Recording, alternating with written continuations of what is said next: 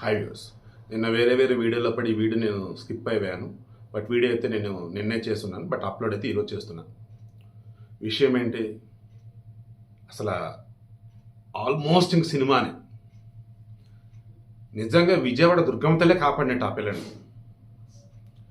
దండం పెట్టి మరీ చెప్తున్నా, మీ పిల్లలకి చెప్పండి, ఎట్టి పరిస్థితుల్లో బయట వాళ్ళు ఎవరైనా వచ్చి మిమ్మ అక్కడ ఉంది, మీ నాన్న ఇక్కడ ఉన్నాడు, మీ అన్నకలైంది, మీ ఎక్కలైంది, వాళ్ళు ప్రమాదంలో ఉన్నారు, త్వరగా రా అంటే దయచేసి వెళ్ళొద్దు. దండం పెట్టి మరీ చెప్తున్నా, పిల్లలకి నేర్పండి. గుంటూరులో అంటే మొన్న అంటే దట్ మీన్స్ సోమవారం Vengala Rao Nagar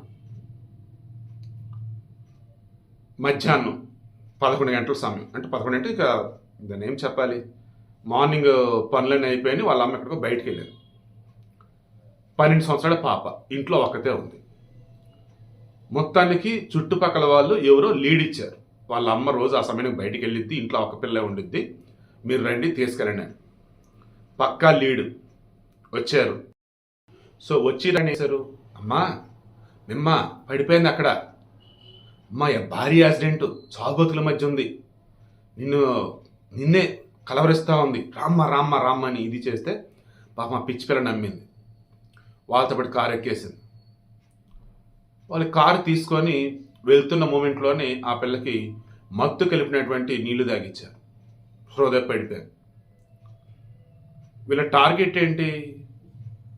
Vijayawada RTC bus stand దగ్గరికి వచ్చి అక్కడి నుంచి బస్సులో వెళ్ళాలి, ఆ అమ్మాయికి మరలా మత్తుతా ఏదన్నా దాన్ని ఎలా చెప్పాలంటే, వాళ్ళ టార్గెట్ విజయవాడ బస్ స్టాండ్లో ఎవరికి అప్పచెప్పాలి, లేదా విజయవాడ బస్ స్టాండ్లో బస్సు ఎక్కించి అక్కడి నుంచి ఎక్కడ తరలించాలి. టార్గెట్ ఇది నాకు అర్థం. ఎందుకంటే వాళ్ళు గుంటూరు నుంచి విజయవాడ వచ్చారు, విజయవాడ బస్ స్టాండ్ లోపలికి వెళ్ళారు. ఎందుకు? అన్నం తిందామని.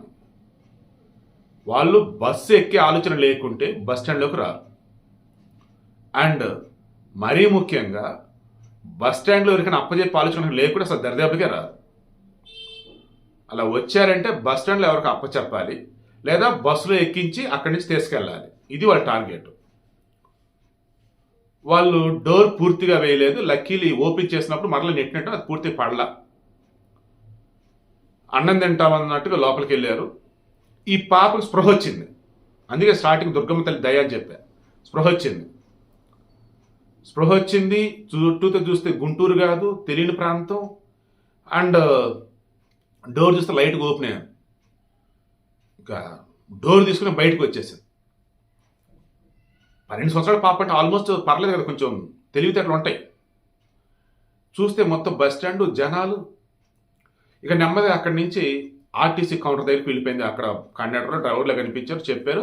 దాని అక్కడ ఎంక్వైరీ, విజయవాడ బస్ స్టాండ్ పెద్ద ఎంక్వైరీ పాయింట్స్ ఉంటాయి. ఇంకా ఆడికి వెళ్ళింది ఆ పాప.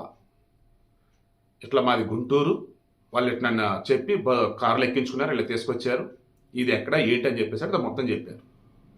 ఎక్కడమ్మ కారు అని చూస్తే కారు లేదు అక్కడ. అంటే వాళ్ళు బయటకు వచ్చారు, అప్పటికే చూశారు ఈ పిల్ల లేదు, ఏదో తేడా ఉందని పారిపోయారు. ఇక వాళ్ళు అక్కడ లేరు. వీళ్ళు అధికారులు చెప్పారు, ఇక పోలీసులు చెప్పారు, వాళ్ళు వచ్చారు, చూశారు. ఇక్కడి నుంచి ఈ పిల్లల పేరెంట్స్ ఫోన్ చేస్తే, ఇక్కడే ఊర్లో ఉన్నామమ్మా, నాకు యాక్సిడెంట్ అవ్వలేదమ్మా, నేను బాగానే ఉన్నానమ్మా. దెన్ ఈ పాపని కిడ్నాప్ చేయడానికి ట్రై చేశారు. ఆల్మోస్ట్ వాళ్ళు సక్సెస్ అయ్యారు. ఈ పిల్లన దుర్గమ్మ తల్లే కాపాడింది అంతే.